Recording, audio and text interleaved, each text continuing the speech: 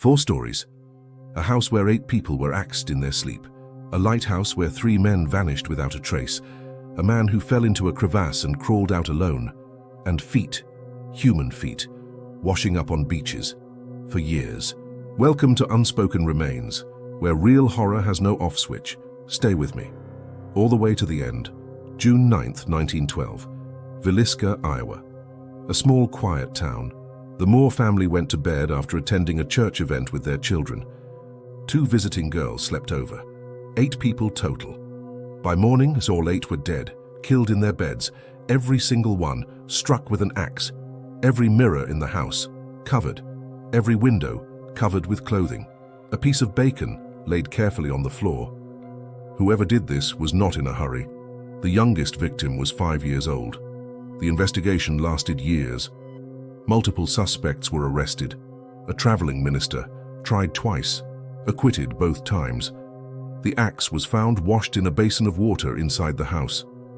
The killer had cleaned it before leaving. Whoever walked into that house knew the family and was never caught. The house still stands today. It is open for overnight stays. Original furniture remains.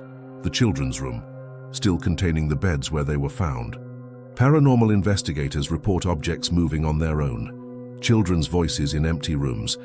The killer's identity has never been confirmed. The case remains officially unsolved. 8 people went to sleep in that house. None of them woke up. But the next story, 3 men vanished completely. No bodies, no blood, no explanation. Just an empty lighthouse and a half-eaten meal. December 1900. Eileen Moore. A supply ship arrived to find the lighthouse had gone dark. No signal. A crew member went ashore to investigate. The lighthouse was unlocked. The clock had stopped. A chair was overturned near the table. A half-eaten meal sat on the table, gone cold. A single overcoat remained on its hook. Outside, the weather had been brutal.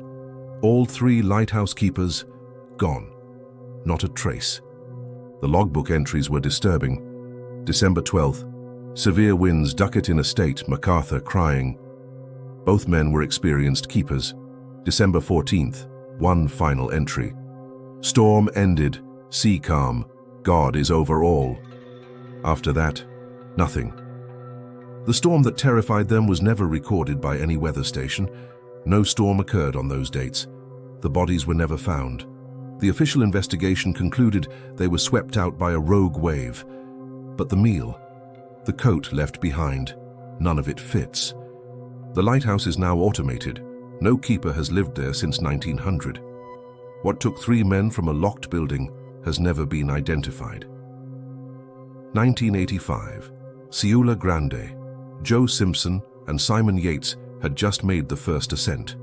On the descent, in a storm, Joe broke his leg. Simon began lowering him. Then Joe went over an edge. He was hanging over a void. Simon couldn't pull him up. Simon made an impossible decision. He cut the rope. Joe fell 150 feet into a crevasse. Simon assumed he was dead. Joe landed on a ledge inside the crevasse, alive. Walls of ice on every side. He looked down, pure darkness. He chose the darkness. He lowered himself down and found a slope leading to the surface.